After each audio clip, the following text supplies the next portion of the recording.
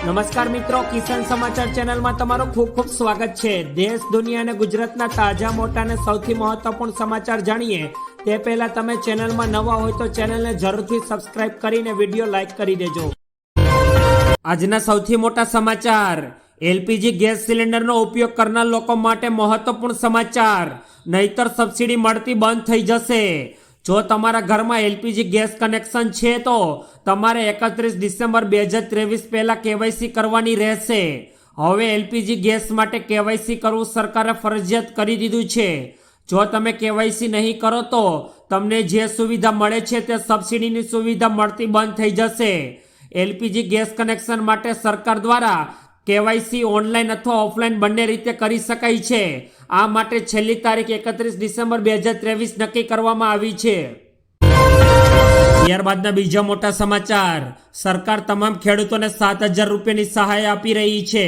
મફત boring scheme 2023 હેઠળ ખેડૂતો માટે ગેમ ચેન્જર નોંધણી પ્રક્રિયા વિશે સરકારે ખાનગી બોરિંગ માટે દરેક ખેડૂતોને 7,000 રૂપિયાની સહાય ઓફર કરી છે। આ વિશે તમારા કૃષિ પ્રયોગોને વેગ આપવા માટે સરકાર દ્વારા દરેક ખેડૂતોને 7,000 રૂપિયાની સહાય મફત બોરિંગ કરવા હેઠળ આપવામાં આવી રહી છે, જેથી ખાનગી બોરિંગ કરતા ખેડૂતો માટે આ યોજના એક વરદાન રૂપ સાબિત થઈ છે। ખેડૂતોને તેમની સિંચાઈની પદ્ધતિઓમાં વધારવા માટે અને અમૂલ્ય ખેત પેદાશો મેળવવા માટે આ યોજના અમૂલ્ય બની છે। ત્યારબાદના ખૂબ જ મહત્વપૂર્ણ સમાચાર, રાજકોટ પોરબંદર એક્સપ્રેસના સમયમાં કાયમી ધોરણે મોટો બદલાવ। રેલવે પ્રશાસન દ્વારા નિર્ણય લેવામાં આવ્યો છે કે રાજકોટ પોરબંદર વચ્ચે દોડતી સ્પેશિયલ ટ્રેનની જગ્યાએ હવે 22 ડિસેમ્બર 2023 થી રાજકોટ પોરબંદર ડેઇલી એક્સપ્રેસ કાયમી ધોરણે બદલાયેલા સમય સાથે ચલાવવામાં આવશે। Train number 19208 Rajkot Porbandar express 22 December 2023 થી દરરોજ 4 વાગ્યે 10 મિનિટે રાજકોટથી ઉપડશે અને 9 વાગ્યે 20 મિનિટે પોરબંદર પહોંચશે। ત્યારબાદના ખૂબ જ ઉપયોગીપૂર્ણ સમાચાર સોના અને ચાંદીને લઈને સામે આવી રહ્યા છે। આજે એટલે કે 22 ડિસેમ્બરે સોના અને ચાંદીના ભાવમાં વધારો જોવા મળ્યો છે। ઇન્ડિયન બુલિયન માર્કેટ અનુસાર 10 ગ્રામ સોનું 365 રૂપિયા મોંઘું થઈને 62,449 રૂપિયા પર પહોંચી ગયું છે, જ્યારે 18 કેરેટ સોનાની કિંમત વધીને 46,837 રૂપિયા પ્રતિ 10 ગ્રામ થઈ ગઈ છે। આજે ચાંદીમાં પણ વધારો જોવા મળ્યો હતો અને ચાંદી 388 રૂપિયા મોંઘું થઈ ગયું છે અને તેનો ભાવ 74,140 રૂપિયા પ્રતિ કિલોના સ્તર પર પહોંચી ગયો છે। ત્યારબાદના સૌથી અગત્યપૂર્ણ સમાચાર, ગુજરાતમાં ખેડૂતોની ડુંગળી સડી રહી છે, છતાં પણ વેપારીઓ ખરીદવા માટે તૈયાર નથી। ગુજરાતમાં ડુંગળી પકવીને દુઃખી થયેલા ખેડૂતોની વ્યથા સાંભળવા સરકાર તૈયાર નથી। કેન્દ્ર સરકારે નિકાસ પર પ્રતિબંધ મૂક્યો છે। રાજ્યના ખેડૂતોને પોષણક્ષમ ભાવ મળે તે માટે કોઈ પણ પ્રયાસ કરવામાં આવી રહ્યો નથી। ખુલ્લા બજારમાં એક તરફ વેપારીઓ ડુંગળી ખરીદવા માટે તૈયાર નથી અને બીજી તરફ ખેડૂતોની ડુંગળી વેચ્યા વિના પડી રહી હોવાથી તેઓ સડી ગઈ છે।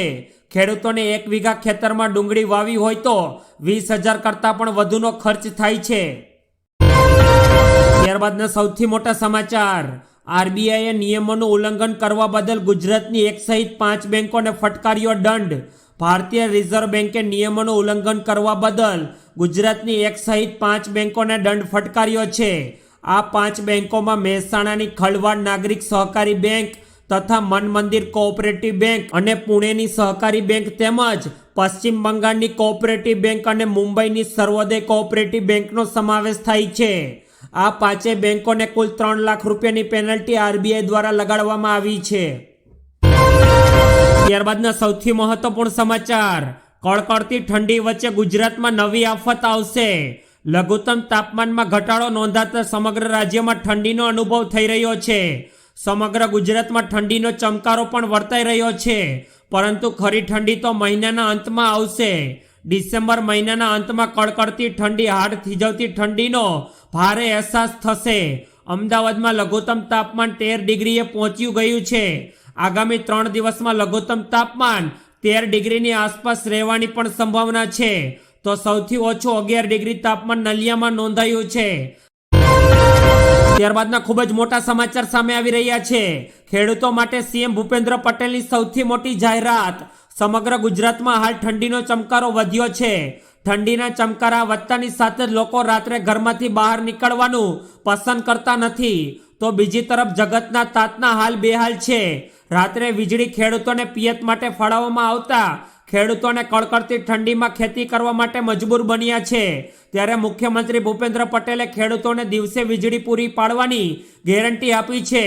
અરવલ્લીના મોડાસાની મુલાકાતે પહોંચેલા મુખ્યમંત્રી ભૂપેન્દ્ર પટેલે ખેડૂતલક્ષી જાહેરાત કરતા જણાવ્યું છે કે એક જ વર્ષમાં રાજ્યના તમામ ખેડૂતોને દિવસે વીજળી મળશે.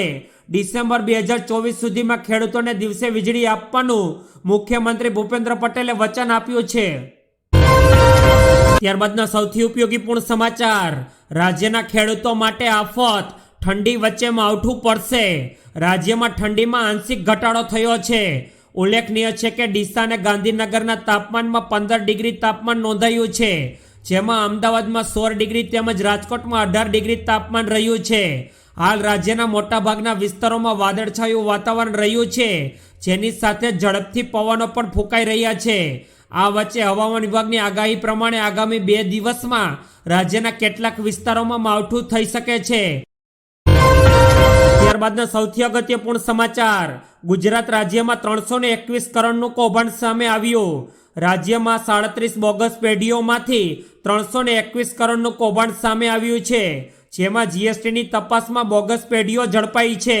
આ તપાસ દરમિયાન મોરબી, ભાવનગર અને સુરતમાંથી બોગસ પેઢીઓ ઝડપાઈ છે. આ ઉપરાંત ભુજ, વડોદરા અને રાજકોટમાંથી પણ બોગસ પેઢીઓ ઝડપાઈ છે. ભંગાર અને ટેક્સટાઇલના ખોટા બિલ મૂકીને કરચોરી કરતા હતા. તપાસ દરમિયાન 66 માંથી 37 પેઢી બોગસ હોવાનું સામે આવ્યું છે. ત્યારબાદના ખૂબ જ અગત્યપૂર્ણ સમાચાર. અમદાવાદ શહેરમાં વધુ 6 કેસ પોઝિટિવ આવ્યા.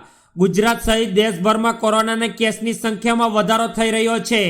ત્યારે ગુજરાતમાં અગાઉની લહેરમાં કોરોનાનું મુખ્ય કેન્દ્ર એવા અમદાવાદમાં ફરી એકવાર કોરોનાની કેસની સંખ્યામાં વધારો જોવા મળી રહ્યો છે, જેમાં શહેરમાં પોઝિટિવ કેસની સંખ્યા 13 પર પહોંચી ગઈ છે. છેલ્લા 3 દિવસમાં રાજ્યમાં કોરોનાની કેસની સંખ્યામાં વધારો જોવા મળી રહ્યો છે. આ વચ્ચે અમદાવાદમાં ગઈકાલ સુધી 7 પોઝિટિવ કેસ હતા, ત્યારે આજે વધુ 6 નવા કેસ નોંધાયા છે. ત્યારબાદના બીજા મોટા સમાચાર. અમદાવાદના ફ્લાવર શોમાં આકર્ષણનું કેન્દ્ર બનશે આ વસ્તુઓ. અમદાવાદના ફ્લાવર શોની તૈયારીઓ પૂરજોશમાં ચાલી રહી છે, જેમાં સરદાર પટેલનું સ્ટેચ્યુ આકર્ષણનું કેન્દ્ર બનશે. તેમજ પ્રથમ વખત ફ્લાવર શોમાં સરદાર વલ્લભભાઈ પટેલનું સ્ટેચ્યુ મુકાયું છે. સરદાર પટેલનું 6 મીટરનું ઊંચું સ્ટેચ્યુ બનાવવામાં આવ્યું છે. તેમજ વડનગરનું કીર્તિ તોરણ અને મોઢેરાનું સૂર્ય મંદિર સ્કલ્પચરમાં મુકાશે. 33 સ્કલ્પચર દ્વારા ગુજરાતની અસ્મિતાની ઝાંખીઓ જોવા મળશે. તથા આ ફ્લાવર શો 30 ડિસેમ્બરથી 15 જાન્યુઆરી સુધી ફ્લાવર શો ચાલશે. ત્યારબાદના ખૂબ જ મહત્વપૂર્ણ સમાચાર. ભારતીય શેર બજાર તેજી સાથે બંધ.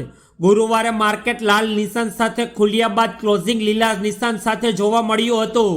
બીએસઈ સેન્સેક્સ 375 પોઈન્ટના વધારા સાથે 70,863 અંક પર બંધ થયો હતો, જ્યારે નિફ્ટી 106 પોઈન્ટના વધારા સાથે 21,256 અંક પર બંધ થયો હતો. ગુરુવારનું ટ્રેડિંગ સત્ર ભારતીય શેર બજાર માટે ઘણું સારું રહ્યું હતું. સવારે બજાર ભારે ઘટાડા સાથે ખુલ્યું હતું, પરંતુ દિવસના કારોબારમાં બજારમાં મજબૂત ખરીદી પાછી આવી હતી. ત્યારબાદના ખૂબ જ મહત્વપૂર્ણ સમાચાર. અયોધ્યામાં પ્રાણ પ્રતિષ્ઠા સમારોહમાં કોંગ્રેસ નેતાઓને મળ્યું આમંત્રણ. કોંગ્રેસ અધ્યક્ષ મલ્લિકાર્જુન ખડગે અને સોનિયા ગાંધીને અયોધ્યામાં રામ મંદિરના પ્રાણ પ્રતિષ્ઠા કાર્યક્રમમાં હાજર રહેવા માટે આમંત્રણ મળ્યું છે.